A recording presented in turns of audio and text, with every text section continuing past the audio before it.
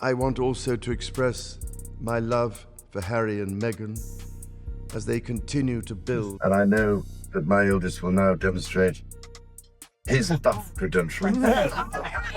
But I've always felt that we're over-exploiting and The palace doors didn't just close on Prince Harry. Oh no, they were slammed shut so violently that the shockwaves are still rattling around the world. When Harry stepped off that plane, dragging his 2 children into the spotlight as his ultimate bargaining chips, he thought he was making a genius chess move. But little did he know, King Charles wasn't playing chess at all. He was playing an entirely different game. And what unfolded exposed a truth so devastating about those children that the monarchy will go to any length to keep it buried. Forget reconciliation, forget family drama. This is about something far bigger. This is about legitimacy. People know who watch this channel on a regular basis. I have, as all of us do who watch this channel.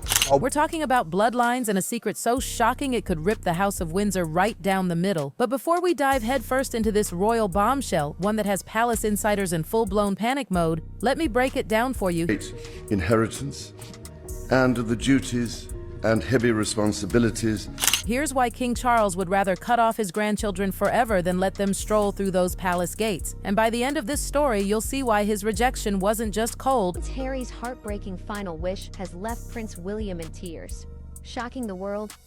It was absolutely necessary for the survival of the crown itself. Now let's start with Harry's first outrageous demand, and buckle up because it only gets worse. Harry had the audacity to demand full-blown royal protection. Yes, taxpayer-funded, not just for himself, but for his children too. Yes, the same Harry who sued the Home Office when they refused him. The same Harry who spectacularly lost that battle. Now here he was, crawling back and demanding that King Charles personally pick up the bill. Reporting over the weekend claims that Prince Harry will be banned from Prince William's eventual— And not a small bill, mind you. We're talking millions of pounds. Imagine it. Round-the-clock armed guards, bulletproof vehicles, luxury safe houses, and a royal-sized security detail that rivals what working royals get. All of this demanded by the man who chose to abandon his royal duties and run off to California. Conservative estimates put this at over £2 million a year. $2 million for someone who proudly declared he wanted nothing to do with the royal system. Good morning, guys. This is Sinead with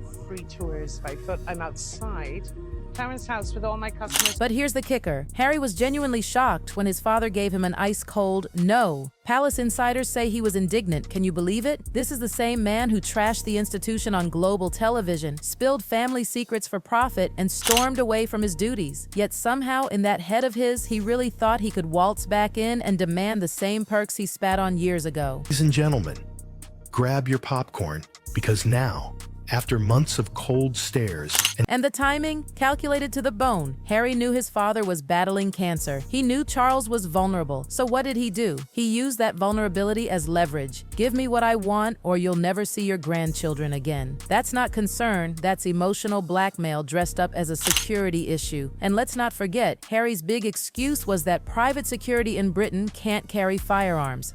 3 kings named Charles, but how are they all related? So our first child— So let's be real. This wasn't just about safety. It was about status. Harry wanted the prestige of being treated like an active royal, without any of the obligations. Taxpayer-funded protection while he sips lattes in Montecito, films Netflix specials, and cashes in on tell-all memoirs. The entitlement is breathtaking. But here's where the real twist comes in. Harry needed his children to have official UK status. Without it, his entire legal game plan collapses like a cheap house of cards. And Charles, he saw right through it. The king knew that agreeing to these demands would set a precedent that could destroy his authority. Giving in would make him look weak, and worse, it would validate Harry's years of betrayal, because lurking beneath this so-called security request was a far more dangerous scheme. Harry's legal team has been quietly building a case that hinges on his children's safety and their right to UK protection. Without official recognition of that right, without documented proof that the palace acknowledges them, Harry has no case, no leverage, no leg to stand on. He's not fighting for family visits here. He's fighting for ammunition. He's fighting for legal proof that his kids are legitimate heirs entitled entitled to royal protection and status. And without those ties to Britain, Harry has nothing. Absolutely nothing. Charles saw this stunt coming from a mile away. His no wasn't just rejection, it was a calculated strike to suffocate Harry's legal oxygen supply before he could use those children as weapons against the crown. But don't think for a second that was the end of it. Oh no, the security drama was just the opening move in a much darker game, and here's the shocking truth. This wasn't about sweet grandpa-grandchildren bonding, this was about building a legal fortress for future custody battles that insiders whisper may already be brewing. Think about it. If Harry and Meghan's marriage hits the rocks, Harry needs hard evidence that his kids have ties to Britain. Kids have not just emotional ties, but physical, legal, royal ties that no Californian court could brush aside. And what better way to prove those ties than parading Archie and Lilibet through Buckingham Palace with cameras snapping every second? Those photos would be priceless in a courtroom. Your Honor, my kids aren't just American, they're British royals with documented access to the monarchy itself. But here's where it turns coldly calculating. Family law experts warn that in international custody cases, the country with the strongest ties usually wins. Harry hasn't been subtle about it either. He's been laying the groundwork for months. Lawsuits, legal filings, constant demands for recognition. Piece by piece, he's been trying to cement a UK connection for his children, and yet something strange kept popping up. Meghan was always missing. She skipped his court appearances. She skipped the charity events. She skipped this explosive palace showdown. Every single time, Harry was the lone soldier trudging into battle. And trust me, that's no coincidence. That's strategy. While Harry throws himself into the fire, Meghan stays clean and untouchable back in California. Insiders whisper that the cracks in their marriage are starting to show. Harry's isolated, desperately clinging to a royal identity that clearly doesn't want him back. Meanwhile, Meghan's Hollywood projects are sputtering and the Sussex brand is bleeding relevance by the day. When a marriage is under that much strain, lawyers start preparing. And Harry knows in a custody war, his royal blood is his ace. But that only works if he can prove his kids are genuine British royals, not just California kids with fancy titles. If he could get those kids photographed in Buckingham Palace, sitting with King Charles, smiling with the royal family, that would have been his checkmate. Absolute proof in future legal battles, but Charles saw straight through it. The palace's rejection wasn't about cold protocol, it was about refusing to hand Harry the very evidence he needed. The king wasn't about to let himself be used as a pawn in some future courtroom drama. Harry's entire master plan was exposed and shattered, and what's wild is that he was genuinely shocked his father saw through him. Can you imagine? He really believed no one would notice he was using his children as chess pieces. And now let's address the woman who wasn't there. Meghan. Her absence screamed louder than her presence ever could have. Radio silence, no supportive Instagram posts, no public comments, not even a vague thoughts and prayers, nothing. And make no mistake, Meghan doesn't move without calculation. She is a master of narrative control. She knows when to step into the spotlight and when to disappear into the shadows. And for Harry's biggest humiliation in years, she made sure she was 3,000 miles away, shielded from the fallout, while her husband was turned into memes across British tabloids. Sources even say Meghan warned Harry not to go. She told him the timing was wrong, that Charles would never agree, that it would backfire.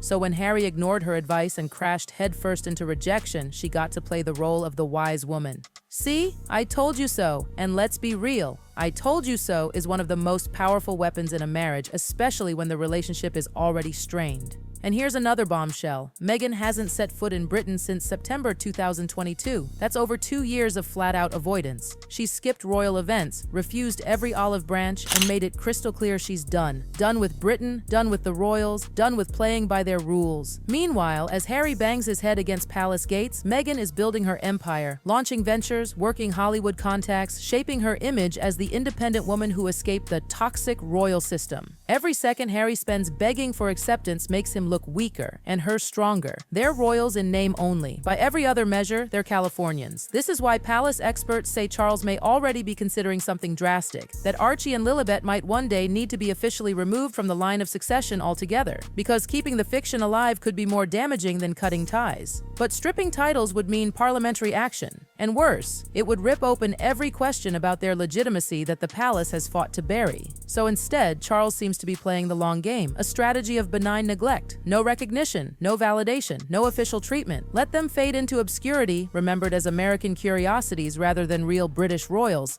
And the timing makes it even worse. Just weeks before this humiliating trip, Harry had received a fat inheritance, millions from the Queen Mother's trust on his 40th birthday. Flush with cash, he thought he could walk into Buckingham Palace and buy his way back into favor. But that's not how monarchy works. Charles controls billions in royal assets. He doesn't need Harry's millions. What he needed was loyalty, respect, and discretion. Harry offered none of that, so Charles offered him nothing in return. The public wasn't sympathetic either. Social media ripped Harry to shreds, not Charles. Comment sections overflowed with people calling Harry entitled, arrogant, and out of touch. The sympathy that once followed him like a shadow evaporated overnight. Even his charity work, the one thing that used to salvage his reputation, is losing power. The Well Child Awards, once a shining reminder of Harry's compassionate side, now serve as backdrops for photographers to capture his isolation, his desperation, his disconnection from the family he betrayed. Royal commentators even point to Harry's body language during his UK visits. Gone is the charming grin, the swagger, the magnetic energy. Instead, what you see is a haunted man, shoulders heavy, eyes darting, looking like someone who knows the game is over but can't bring himself to quit. And while his star fades, the rest of the royal family doesn't even bother acknowledging him. William didn't say a word during his visit. Kate stayed silent. Camilla carried on with her duties as if Harry didn't exist. Not a whisper, not a leak, not a hint of reconciliation, just a wall of Arctic silence. And let me tell you, that silence was more brutal than any public statement. It wasn't carelessness, it wasn't oversight. It was deliberate, coordinated, calculated. The message couldn't be clearer. Harry no longer exists in their world, and William's silence hit the hardest. These two brothers once stood side by side against the world, bonded by grief, united by their mother's death. For William to now treat Harry like a stranger, that goes beyond institution. That's personal. But insiders say the decision to freeze Harry out wasn't taken lightly. It was unanimous. Every senior royal, every key advisor, every palace insider agreed. Engaging with Harry only leads to more chaos, more leaks, more drama. The only way to end the cycle was to cut him off completely. And that's exactly what they did. For the world to see Harry, once the people's prince, now a lonely figure banging on palace doors only to be ignored, it's tragic, humiliating, and self-inflicted all at once.